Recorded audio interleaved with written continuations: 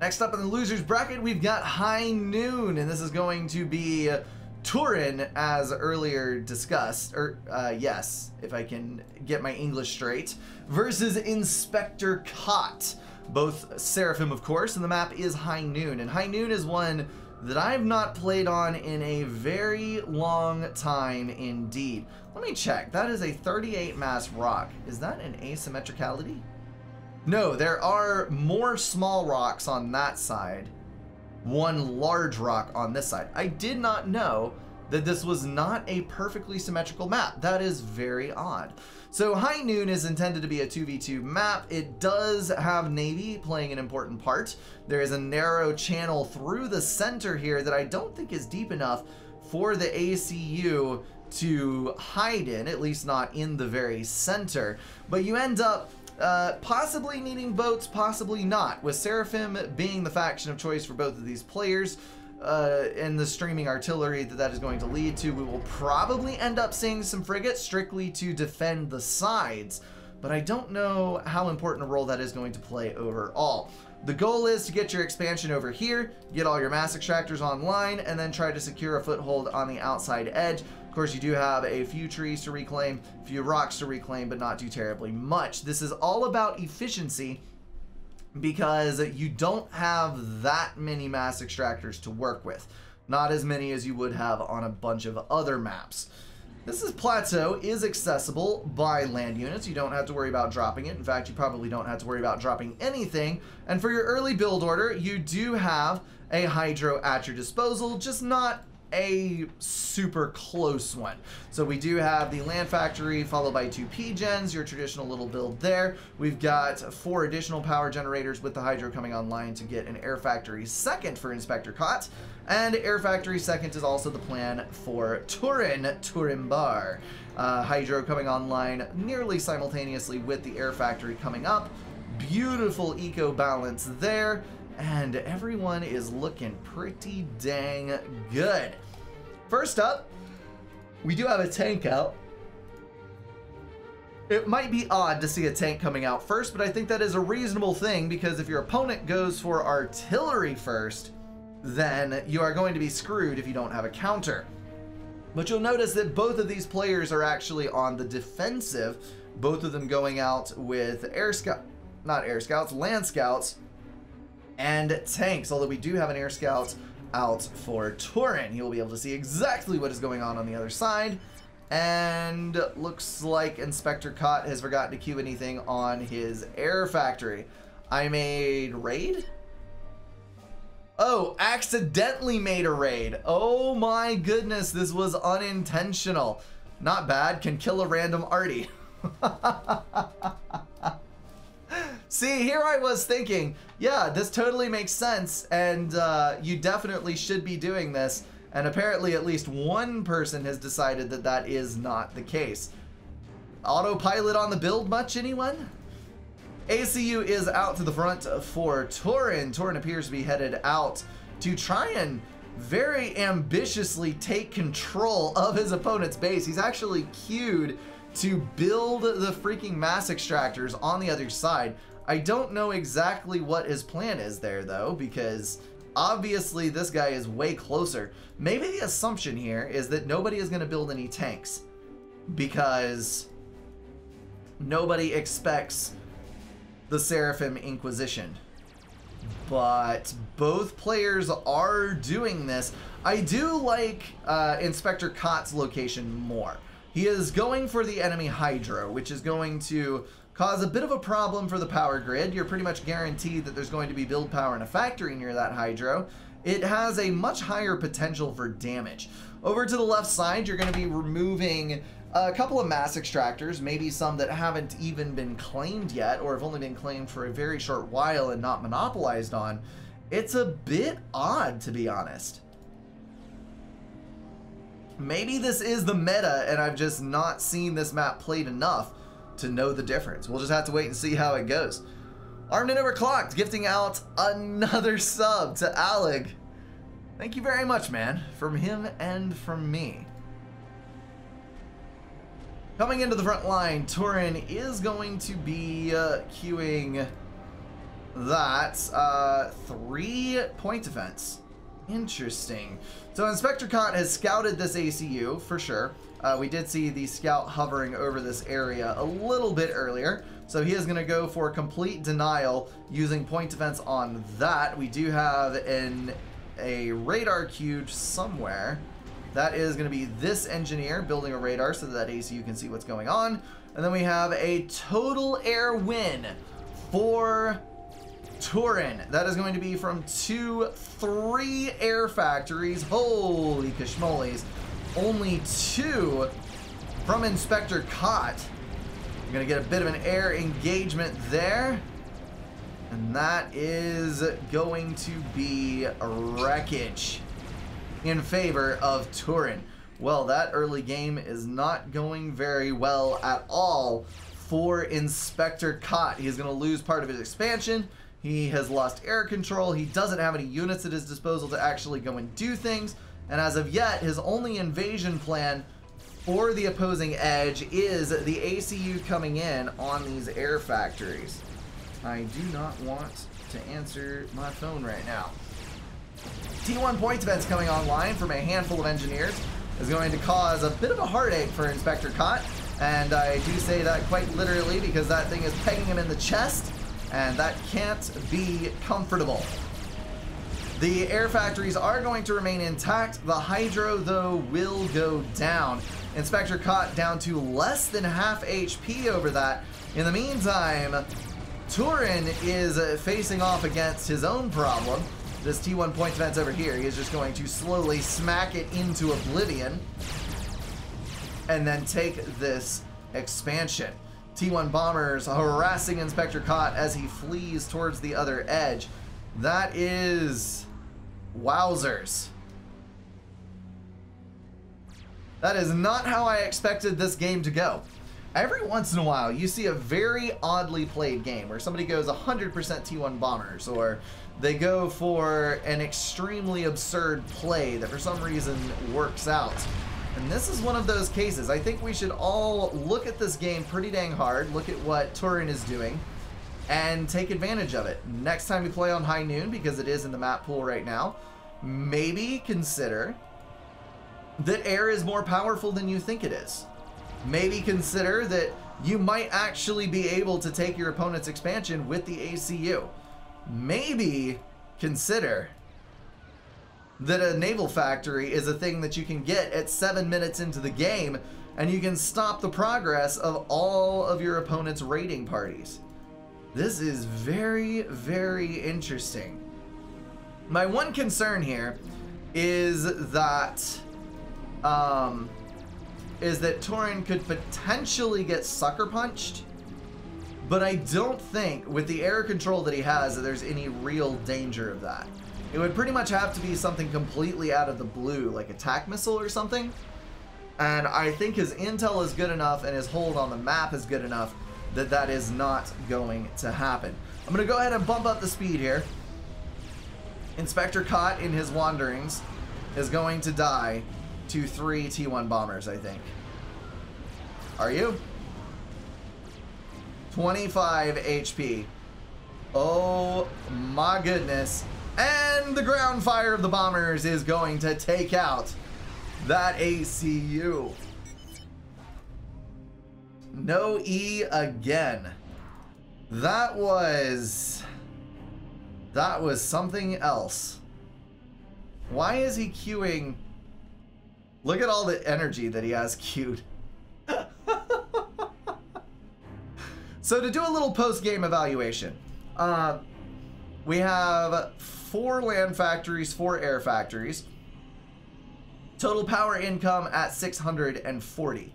But he was stalling for a large part of that. On the other side, Turin was able to efficiently build adjacency on his air factories. And in running these for the entire game, was able to cumulatively build up an air superiority that was insurmountable. Then, he did have slightly more power than his opponent, but the majority of what he was doing was just aggression in odd areas. He had complete and total control of almost everything that was going on, for the majority of the game. And I think we're going to chalk part of that up to a little bit of a botched early build for Inspector Cut, but for the most part, I think that you just need to embrace odd gameplay on this map. That was definitely an interesting one. Next up, it is Eye of the Storm, probably my least favorite map to play in the entirety of FAF, and that is because I am terrible at it. So I'm always looking forward to watching really good players play on it, because maybe I can glean something good from their build order. This is one of the very few maps in the game where land, air, and navy are equally important, although air may be the most important of all, so your initial build is of critical importance. Turin on the right or the south side, depending on how you look at the map, is going land factory first, a handful of power generators, mass extractors fed in through the middle of that, and then is going second air factory. You will notice that there is a totem here. This gets mentioned quite a lot, but never forget that it is in fact there. It is a little spearhead looking son of a diddly that is worth 300 mass. Also, don't forget that there are tree clumps around your base. So if you attack, move an engineer out there, you're able to reclaim them and get a little bit of a power boost. Up on the north side, Keyser has also gone first land, has gone for a bit more of a conservative power generator build, and is going second air as well. Of course, the Hydro is not close enough that you can rush it immediately after the mass extractors, but is close enough that you can work it into your build so that it is built roughly when your air factory is nearing completion, and then you can use it to boost your air production.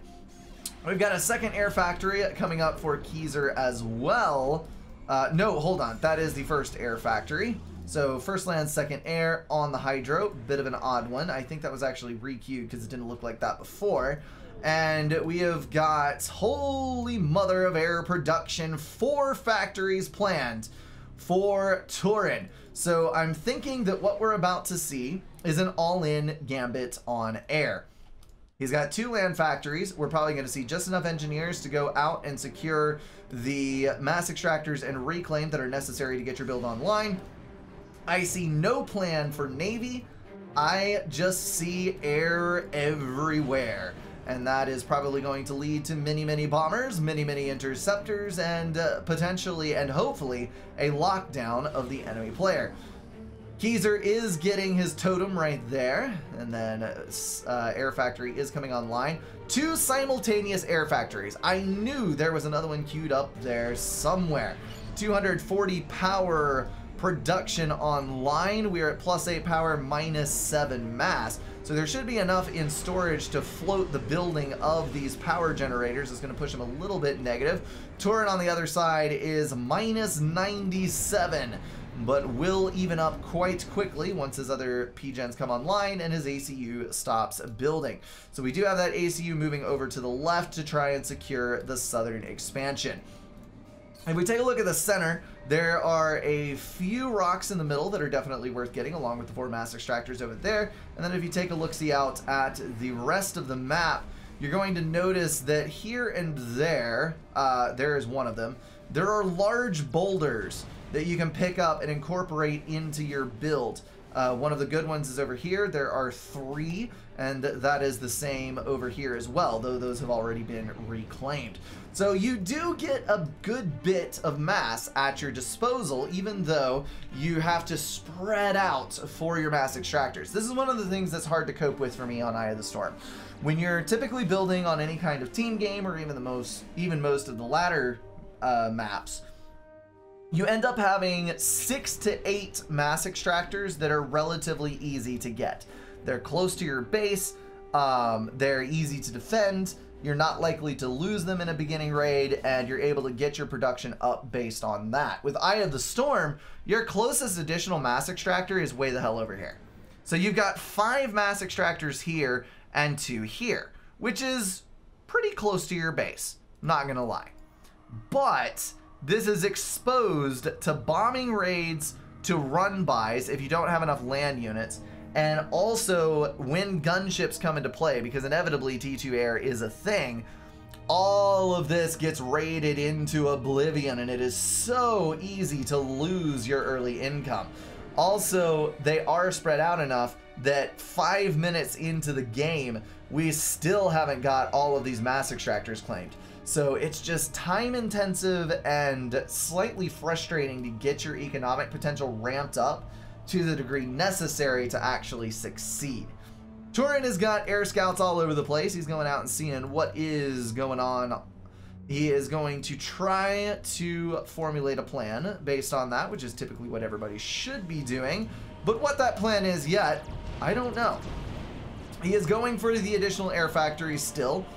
He has got, why do I keep getting these pop-ups for Blood Trail and whatnot? I do not understand where that is coming from. Huh. Weird. Okay. Back to the matter at hand. ACU in the center for Keyser. That is going to do a pretty good job of locking down the center, and by that I mean its control shall be absolute. He's gonna grab that reclaim, get the mass extractors, and hopefully be beneficial, because that means the ACU is not over here. This tank can potentially kill off some of the engineers on this side, and the claiming of that expansion is definitely not going to be a sure thing. Once this ACU is scouted in the center, you'll notice that this transport is now dropping engineers over on this side, safe in the fact that the ACU is not going to the edge. So Turin is going to be able to lock down both of the expansion points and claim a massive economic advantage, both because he has the mass extractors and because he'll be able to reclaim our handy dandy little totems that are somewhere on the shoreline right there, and sometimes very difficult to spot. Right there. Actually, this engineer appears to be reclaiming the wrong wreck. Interesting. Very, very interesting. We've got number 4 air factory coming online with naval factory in the water. Looks like 3 naval facts for Keyser, so he is definitely going with a bit more focus on land.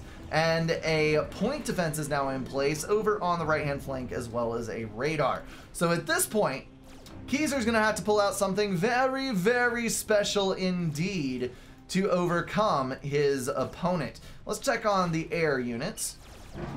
That's going to be a total of 24 for Keyser and 23 for Turin, so roughly identical numbers. You'll notice that that is due to the assistance on these air factories and not the quantity of air factories. So what we can take away from this is that if you want to play on Eye of the Storms, you definitely need a lot of interceptors. That is my takeaway, at least.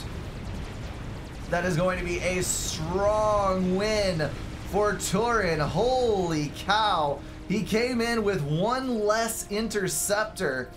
Oh, no, never mind. Keyser only had half of his inties in there. That would explain it. I was about to be blown away by the amazingness of that air win, but it was in fact Keyser's screw up. He separated his air force. That allowed Turin to take out 1 full squad with almost 0 losses, and now he's coming in a bad turn starting off the air fight though. But I think his numbers will be sufficient to kill off every bit of Keyser's air, and that is going to leave Turin in control and able to shift to T2 air factories. Cast failed? What now? I don't know.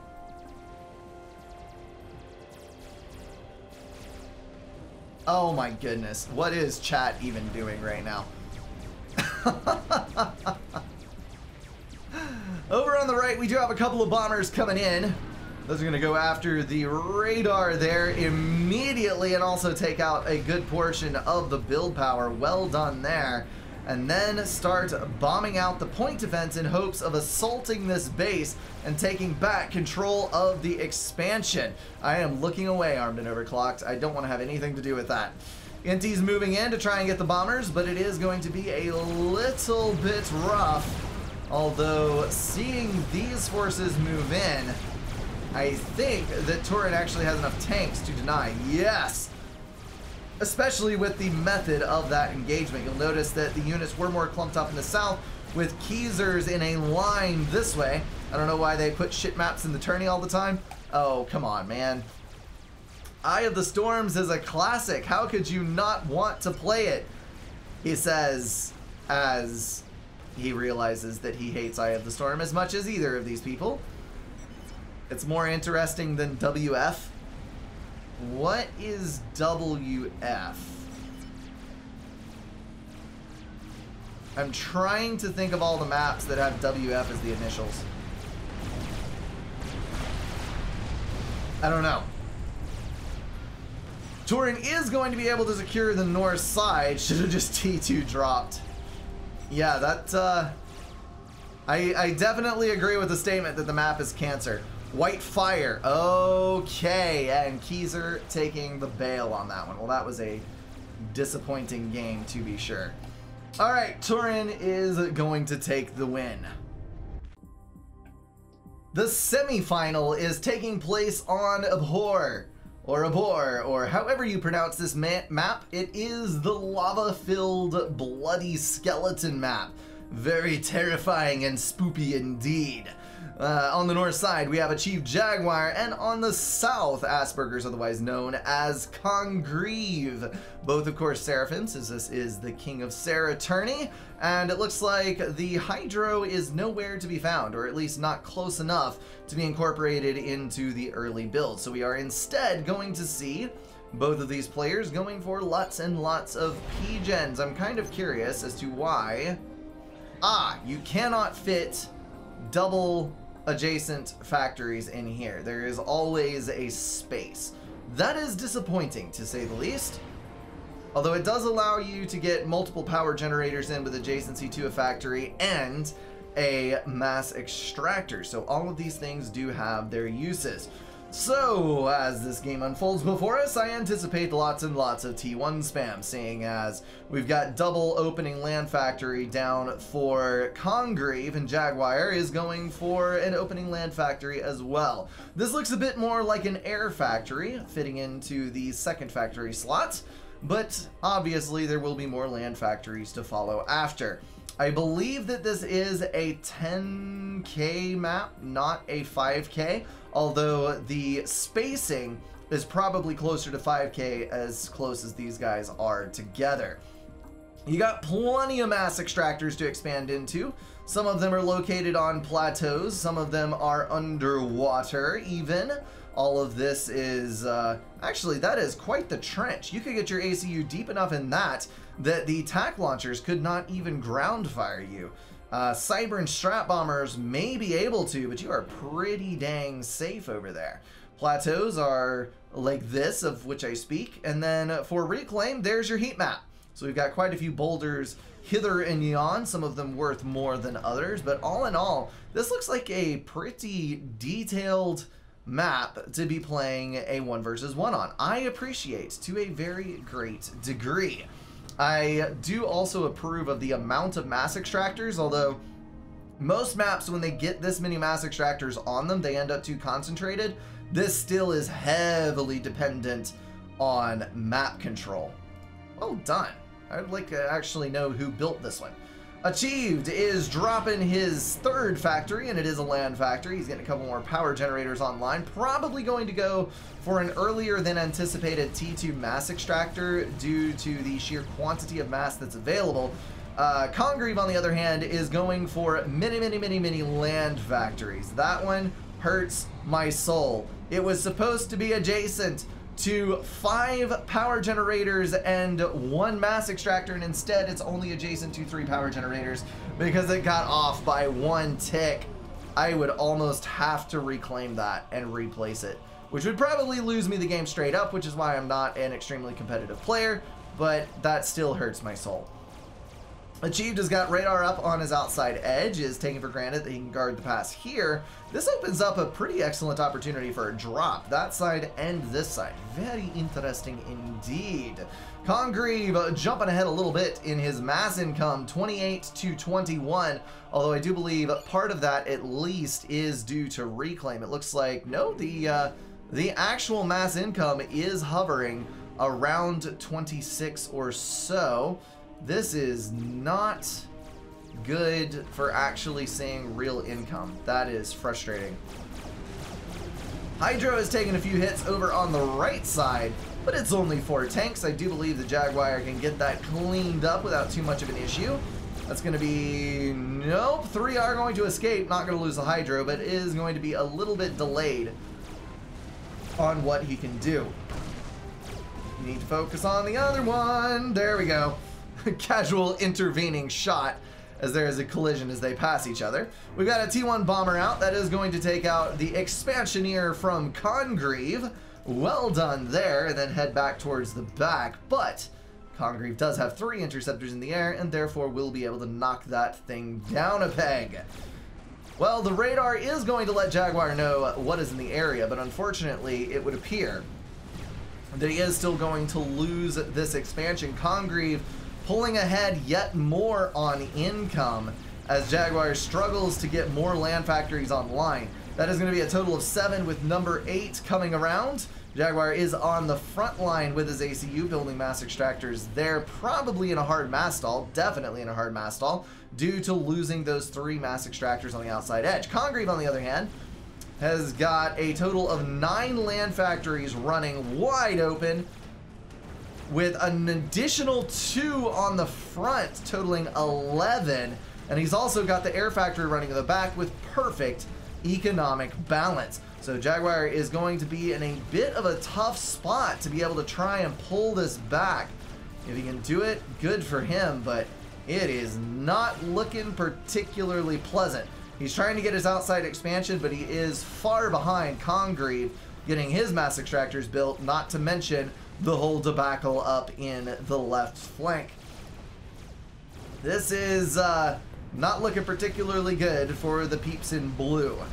Jaguar moving up to the front. That is going to put him in danger range of the T1 point defense being placed right there. I don't think that's going to be a particularly massive deal, but it may end up being a little bit of a struggle. There's the T1 point defense firing away, and Jaguar is immediately going to move to the other edge, realizing that he's not going to be able to make any headway there. Mesa has been dropped by Congreve. We've got another drop moving towards the left, but I think that is going to get cut off by a selection of tanks that are over in that area, and then Mesa in the back getting dropped as well. Can't ignore any of these extractors. Congreve's going to drop a gun upgrade. I think that is probably one of the better things that he could do, and Jaguar in the meantime is going to get raided once again on the right side. He's going to lose his Hydro, going to lose any hope of getting those mass extractors under his control, and Congreve is going to just calmly pull back, regroup, and get ready to attack again, taking advantage of his superior number of units and his ability to divide the attention of a Chief Jaguar to raid on both sides, hurting that eco quite tremendously. Congreve is currently running almost double the amount of mass income that his opponent is, which is a good place to be in by anyone's regard. He's also running double the power income. That could result in a very heavily assisted air factory, a T2 shift, or even possibly T2 mass extractors, but it does look like, yes, an additional air factory is going to be the name of the game. Gun upgrade is completing, and he actually did it while also positive on power, which is quite the impressive feat at 9 minutes into the game. If he is able to get an energy storage up in the back line, then that'll let him basically pull unlimited overcharge and maybe be able to mow his way through even more efficiently. I also spy with my little eye a T2 land factory. Congreve, I don't know that he's actually queued anything at the moment. He definitely has not, but he is ready to go Ilshi spam whenever he very well pleases. He definitely has the eco for it, outstripping Jaguar by even more, 57 to 25 income. That's got to be either a T2 mass extractor finishing or additional mass extractors coming online on the plateaus, and I think it is the latter, in fact. I would love to see another drop over here and maybe even pick up all the plateaus Jaguar is in no position right now to be able to deny them. Alright. I don't see how Jaguar could possibly win this, to be honest. It is not over till the fat lady sings, but it is looking a bit more like the orchestra is warming up. Gun upgrade going down unachieved. Who knows? He might be able to pull another crazy mutual. He has done that once before. But we shall have to wait and see how it goes.